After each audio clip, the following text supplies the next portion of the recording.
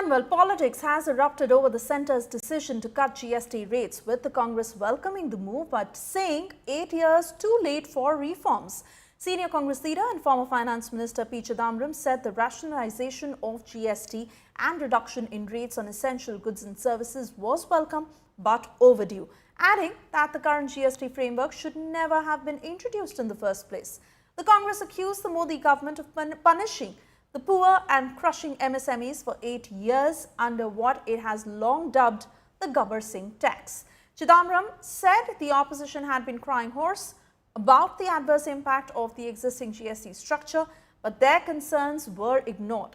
He also questioned the timing of the government's move, suggesting it may be linked to recent international developments, particularly high tariffs imposed by the United States. Meanwhile, Union Home Minister Amit Shah praised the GST reforms, saying Prime Minister Modi had delivered on his commitment. He said the rate cuts and process simplification would bring major relief to the poor and middle class, while also supporting farmers, MSMEs, women and youth. இந்த மாற்றங்களை வரவேற்கிறோம். ஆனால் 8 ஆண்டுகள் கழித்து தங்களுடைய தவறை உணர்ந்த அரசை நான் பாராட்டுகிறேன்.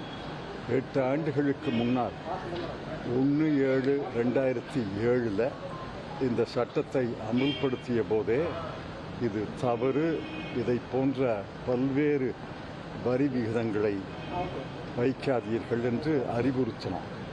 அப்போ தலைமை பொருளாதார ஆலோசகர் திரு அரவிந்த் சுப்பிரமணியம் அவர்களும் இது தவறு என்று அறிவுறுத்தினார்.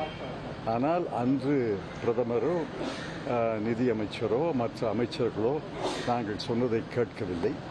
பல முறை நாடாளுமன்றத்திலே பேசியிருக்கிறோம், பல கட்டுரைகளை எழுதியிருக்கிறேன். பல தலைவர்கள், பொருளாதார நிபுணர்கள் இது தவறு, இதை திருத்த வேண்டும் என்று சொன்னார்கள்.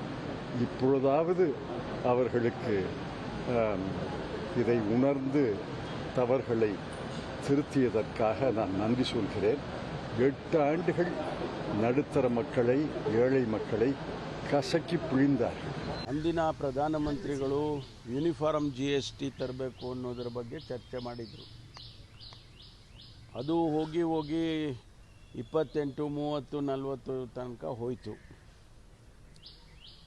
ಯಾವ ಪದಾರ್ಥಗಳು ಸಾಮಾನ್ಯ ಜನರಿಗೆ ತಲುಪಬೇಕು ಆ ಪದಾರ್ಥಗಳಿಗೆ GST ಇರಬಾರ್ದು, ಅಥವಾ ಇದ್ದರೂ ಕೂಡ ಭಾಳ ಕಡಿಮೆ ಇರಬೇಕು. ಅದು ಸಾಮಾನ್ಯ ಜನರಿಗೆ ತಲುಪುವಂಥದ್ದು ವಿಚಾರಗಳು. ಅಂಥದಕ್ಕೂ ಕೂಡ ಇವರು 18%, 22%, 28% ಹೀಗೆಲ್ಲ ಹಾಕಿದರು. ಈಗ ಇಂಟರ್ನ್ಯಾಷನಲ್ ಇದು ಅಮೇರಿಕನ್ ಫಾಲೋಔಟ್ ಏನಾದರೂ ಆಗಿದೆಯೋ ಏನೋದು ನನಗೆ ಸರಿಯಾಗಿ ತಿಳ್ಕೊಳ್ಳೋಕ್ಕಾಗಿಲ್ಲ. ಆದರೆ ಖಂಡಿತವಾಗಿ ಅವರು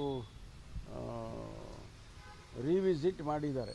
ಹೌದು, ಈ ಜನರಿಗೆ, ಸಾಮಾನ್ಯ ಜನರಿಗೆ ತೊಂದರೆ ಆಗ್ತದೆ, ಅದರಿಂದ ಬೇಕು ಅಂತ. ಅದನ್ನು ಹಿಂದೆ ಭಾಳ ನಮ್ಮ ಪಕ್ಷದವರು ಅನೇಕ ಸಂದರ್ಭದಲ್ಲಿ ಅದರ ಬಗ್ಗೆ ಪ್ರಸ್ತಾಪ ಮಾಡಿದ್ದಾರೆ, ಪಾರ್ಲಿಮೆಂಟಲ್ಲೂ ಮಾಡಿದ್ದಾರೆ, ಹೊರಗಡೆನೂ ಮಾಡಿದ್ದಾರೆ.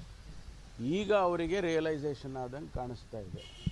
ಅದನ್ನು ನಾನು ಸ್ವಾಗತ ಮಾಡ್ತೀನಿ. ಯಾಕೆಂದರೆ 5%, 0% ಎಲ್ಲ ಮಾಡಿದ್ದಾರೆ. ಕೆಲವು ಇಂಪಾರ್ಟೆಂಟು सामान्य जन उपयोग ಮಾಡುವಂತ ಅದು ಒಳ್ಳೆಯ ಬೆಳವಣಿಗೆ है। विपक्ष को कहने के लिए तो कुछ ना कुछ चाहिए ही।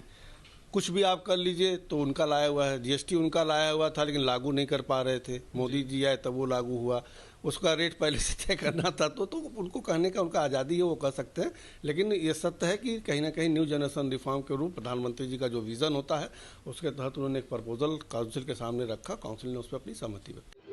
ये ममता बनर्जी, ये राहुल गांधी के फाइनेंस मिनिस्टर ने विरोध किया कि GST नहीं करना चाहिए, लेकिन नरेंद्र मोदी जी का फर्म डिटर्मिनेशन था कि मिडिल क्लास के लोगों के लिए सारे सेक्टर में उन्होंने रिलीफ दिया है, देश के आम लोगों के लिए।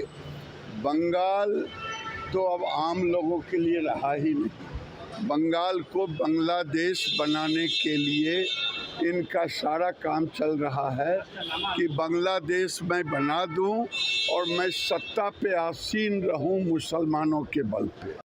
मैं इसके लिए प्रधानमंत्री जी और वित्त मंत्री जी का विशेष तौर पे धन्यवाद करूंगा, क्योंकि मेरे विभाग से जुड़े हुए भी कई ऐसे विषय हैं जिसमें जीएसटी को लेकर हम लोग लंबे समय से राहत की हम लोग मांग कर रहे थे। आज मुझे खुशी है कि एक बड़ी आबादी को राहत देने का कार्य किया गया। मध्य वर्ग हो या लघु उद्योग हो, उनको जिस तरीके से जीएसटी की दरें कम कर और 28% को पूरी तरीके से इसमें से निकाल कर और 18 और 12% में आने वाली वस्तुओं को सीधा, अधिकांश उनमें से वस्तुओं को सीधा 5% या उसको निल किया गया है।